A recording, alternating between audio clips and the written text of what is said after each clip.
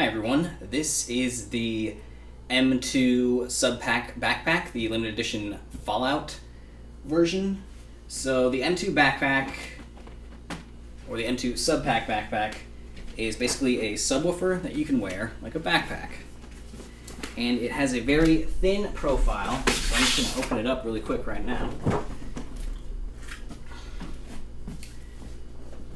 It has a thin profile and it amplifies all the bass in either your music or your games, and you can feel it in your body, which makes it an amazing VR accessory.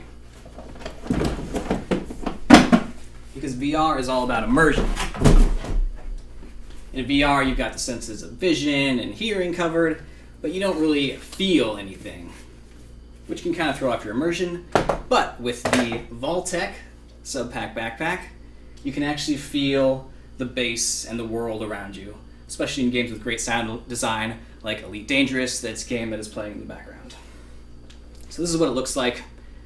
It has a very slim profile. This is the special edition Vault-Tec version, but you can just get this on Amazon. It's $350. And you can either wear it as a backpack on your back, or you can strap it to the back of your chair, or just sit it on the back of your chair and sit back against it. It does run on battery power, but usually you're going to want to plug it in, especially if you're not going to be moving that much.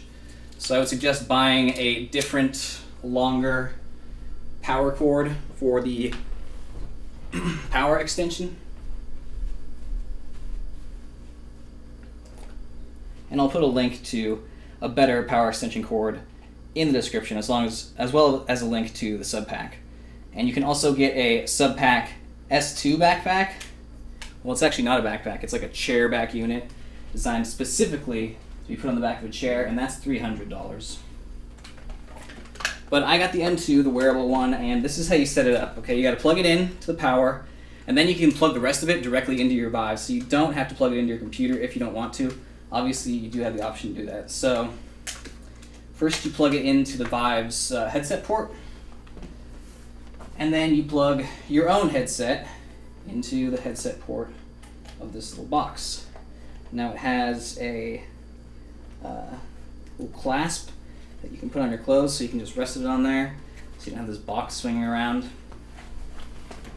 And you can alternatively use the USB slot on your Vive to support your headphones, in which case you don't need to plug them into this little box down here, or you can just use wireless headphones. Just making sure I don't get too tangled. I'm like a mess of cords right now. Now, just the one downside to this is that it significantly increases the amount of cords that you have on your already cord-heavy headset. There is an option to do Bluetooth though, so you can kind of cancel out some of the cords and establish a Bluetooth connection to your computer, which is not that hard. You can just get a Bluetooth USB stick if you don't have one. But okay, now I have the whole setup up. This is what the backpack actually looks like. And I pulled the power cord out, spinning around like that, which is why you want a longer cord. But luckily I'm going to be playing Elite Dangerous, where we don't necessarily need a super long cord. Now, on this little box here, there's controls. Mostly just power and intensity. So I'll turn the intensity all the way up to the max. Okay. So this game has a lot of bass in it, and what this thing does is it amplifies bass. So you can hear my engine kind of warming up right now. That's a lot of bass. But if I boost, suddenly there's this rumbling throughout my whole body, just as there would be, because this engine is so intense. I have a little controller issue here. Uh-oh. That's not good. But I felt that impact in my body, even though I wasn't even in the headset. I felt, oh shit, I crashed. There, now I have full control of my ship. So it just adds an insane amount of immersion, because you actually feel the various actions of the game. I mean, it's not just this game, it's lots of games. Games with anything with like shooting and explosions, collisions, engines, or anything with bass. Basically, like any game that has any sort of semblance of sound design. And it's amazing because, in this game, for example, which is Elite Dangerous, you have all these different thrusters. So I can thrust up, or down, or left, or right, or left. And each one has like a different sound. And because each one has a slightly different sound, each one has a slightly different feeling. Like for that up thrust I just did, I feel this kind of rumbling in my lower back. Now let's thrust down. I can feel a similar rumbling, but it's now going the opposite direction. And the left thruster, yeah, you can feel like the slight change of direction. So it's not just some static rumble where you just feel something. You're actually feeling something that is aligned with what the bass from the sound is. And in games with amazing sound design like Elite Dangerous, that's considered one of the strengths of this game, is just the amazing sound design. All the pieces of your ship making sounds, which constitutes the overall sound of your ship. And they just do it really well, and with the SubPac you can actually feel the sound. And in a game that's already immersive, like here, let's go to the regular view. I have my sight covered because all I see all around me is space, and asteroids, and Saturn. And let's look at Earth. Where is Earth? There's Earth. Tiny little blue dot. So yeah, I can see a VR world all around me, and then I can hear it with the engines and everything, and now I can actually feel a lot of the effects in the world. Like I can feel combat, I can feel my guns firing, I can feel explosions, like missiles hitting me, and I can feel just my ship moving around, and it's pretty awesome. So I have feeling, and then I can also feel the joysticks and the throttle, because I do have the joystick that the joystick in this game is modeled after, and I put them in the same positions. So when I look down here, I actually see the joystick moving around, and it makes this game more immersive than any other game in VR. I mean, all that combined with the like scientifically accurate galaxy and the amazing graphics and everything. And yeah, so the SubPac Backpack just enhances pretty much anything that you want to do that involves sound. Like, if you want to listen to music, it's really cool. If you want to play video games, it's really cool, because they both involve lots of bass, and it's really cool to actually feel it rumble throughout your body. And the rumble's not that intense. Like, I have it on full intensity right now, and when I boost, it's pretty intense, but just the normal rumbling that'll just always be there, just the background rumbling of my engine humming, just feels fine.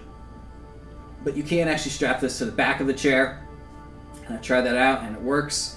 You can still feel the kick, and then there's no effort involved, so you don't have to mess around with all the wires. You can just plug the SubPac directly into your computer, strap it to the back of your chair, and then just run your normal VR headset with the headset plugged in, or the headphones plugged into the little headset tendril, and then you'll always have the SubPac effect, for seated games at least, for Elite Dangerous, and you'll just be able to use your VR like normal. Or you can actually just use it with VR and play wireless games and play Audio Shield, which is a music-based game, or you can play, I'm sure it would even be good in Onwards because of all of the importance of sound in a game like that, of listening for your enemies and not actually peeking out and looking for them. When you can actually feel their footsteps, just feel the rumbling, then it's going to help you out. And it'll just basically improve any game that actually has deep sounds. So this is an awesome product, and I highly recommend it. But it is very expensive. It's $350. And if you want to get the S2 version, it's $300. So I would recommend this version because you can use it as a chairback device and as a backpack. But it really does increase your immersion in VR, and if you have VR, like high-end VR, like the Vive or whatever, then it's gonna be pretty expensive anyways. Let's see how well I can move around with this thing.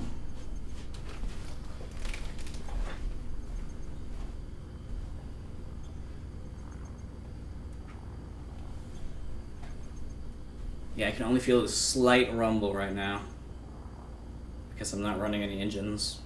Well, I guess my throttle is up. Yeah, the SubPac Backpack is awesome. Check out my descriptions. I'm going to put links to the SubPac Backpack in there, to the M2, to the S2, links to what cords you're going to want to buy if you want to buy this thing. And yeah, thank you for watching this video. Check out my channel if you want to see some more virtual reality gameplay videos. I'm going to be putting out a lot of videos with the backpack so I can talk about kind of the sound design of the game and the way it feels when you have kind of this extra layer of immersion. And I want to give a big thank you to my lovely girlfriend. She was actually sweet enough to give this to me as a birthday present. So go check her out on YouTube. Her name is Lumini, and I'm going to put a link to her channel in the description because she's awesome. And have a great day, and goodbye. It's Chump, my favorite free kill.